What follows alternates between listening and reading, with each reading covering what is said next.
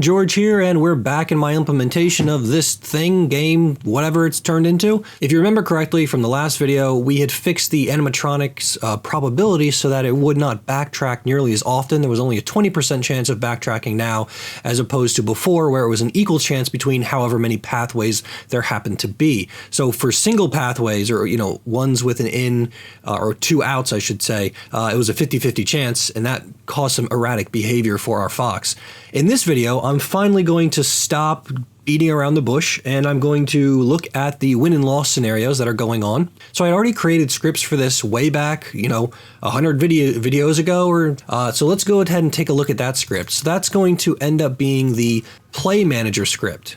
Now the play manager itself looks like it has a game over boolean, so that's great. It's got a getter and setter, it looks like, and some text that gets activated when you finally decide to call game over. Now, it looks like all I need to do is add this. Okay, we've got a static way of accessing it. It does look like it has some additional functionality that we're going to have to rip out. It has these transition times, so that's going to have to get gutted. And I mean, just take a look at this. Our update function has a whole bunch of relic code where it looks like we are checking to see whether or not, yes. So truncated time, transition, AI manager, so all old code that we no longer are using. So let's just say deprecated. Old code from previous version.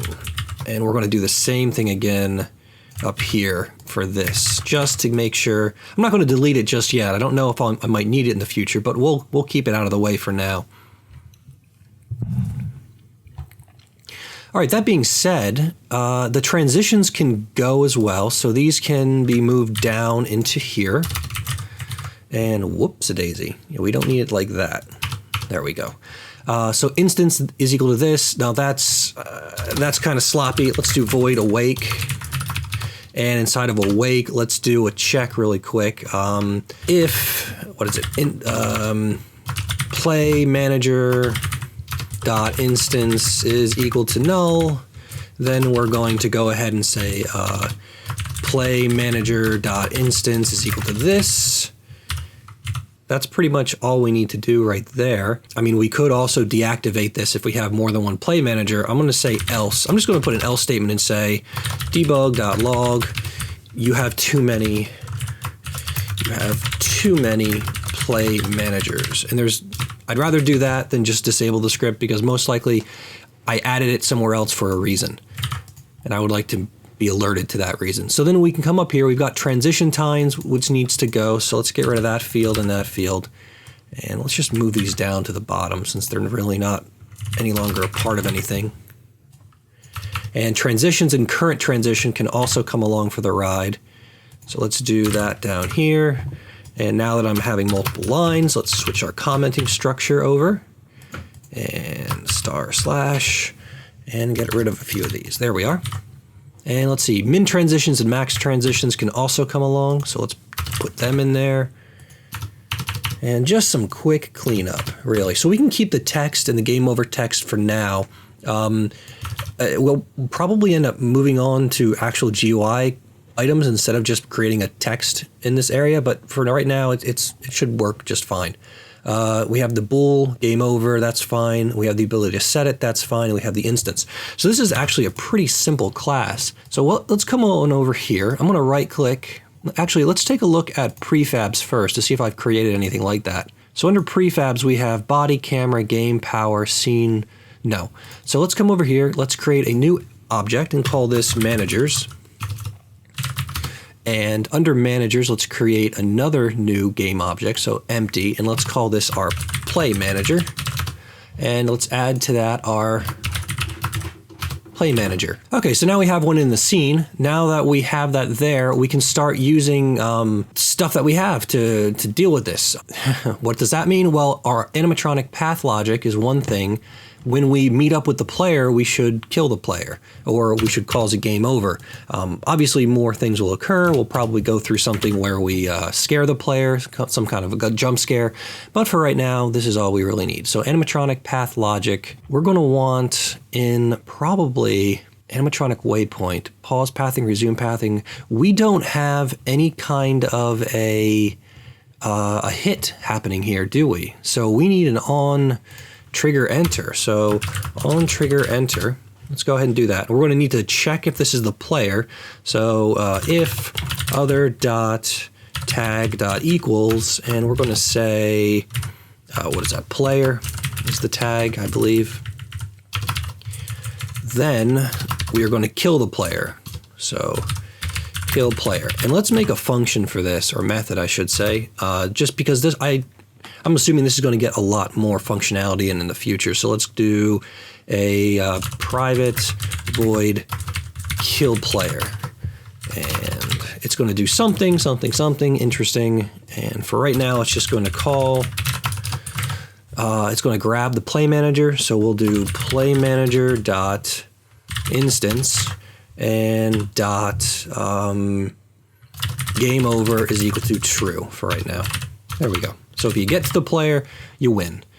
And I think that's all we're going to need. I believe Foxy here has a, let's see, it has a rigid body, it has a capsule collider. It's not a trigger though. So that's an issue. So we need another collider that is a trigger type. So zooming on in, and actually we probably want one that's larger than this and a little bit more out in the front of it. So let's go add component and let's do, I guess it'll be a capsule again.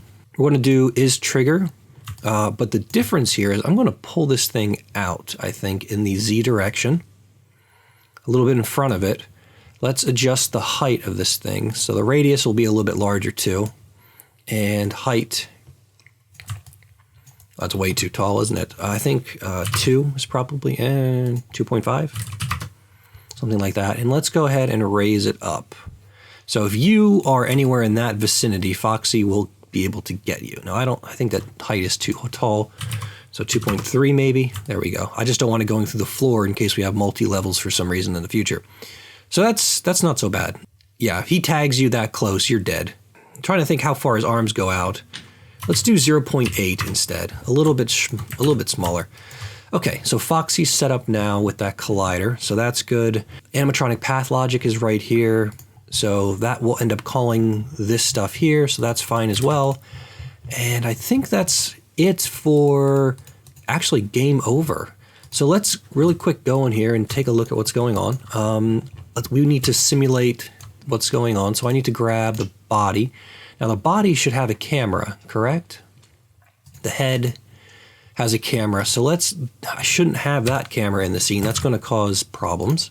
Let's turn that off. Let's hit run. So right now I don't have my VR stuff set up with this computer because it uses one of my display ports and I need that for my 3 monitor setup. So Foxy stopped there, which means if we bring the player out and Foxy, you don't see us, do you? Hold on. Oh, there. Oh yeah, he's seeing us now. Okay. So it's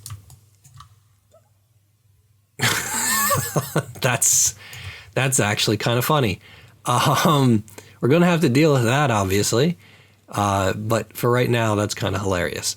So let's see here. It says game over because I don't believe I turned game over at the beginning of everything off. I can get rid of this instance is equal to this. That's screwing me up. Game over text.gameObject.setActive is set to false, so I have done that. Now what is text mesh text? Not sure what the text is. Let's take a look really fast. So under head, I believe, is our game over text. We just have game over. It is saying game over at the beginning, so something's not getting called. So unassigned reference variable game over text of play manager has not been assigned. Okay, so you need game over text. So we'll put that there. I'm going to get rid of the text line for now. I don't know what that is, but that's probably a relic of the past as well. Let's Control F text and see if I call it. Okay, yes, that is the time, whatever time you're currently on, and that's not happening at the moment, so we're going to ignore that. Although it will happen in the future, we're just not going to deal with it right now. Okay, move it. Whoops, that's not what I want. I want the body, move it up, move it out. You confused there? What are you going to do? Huh? What do you want to do?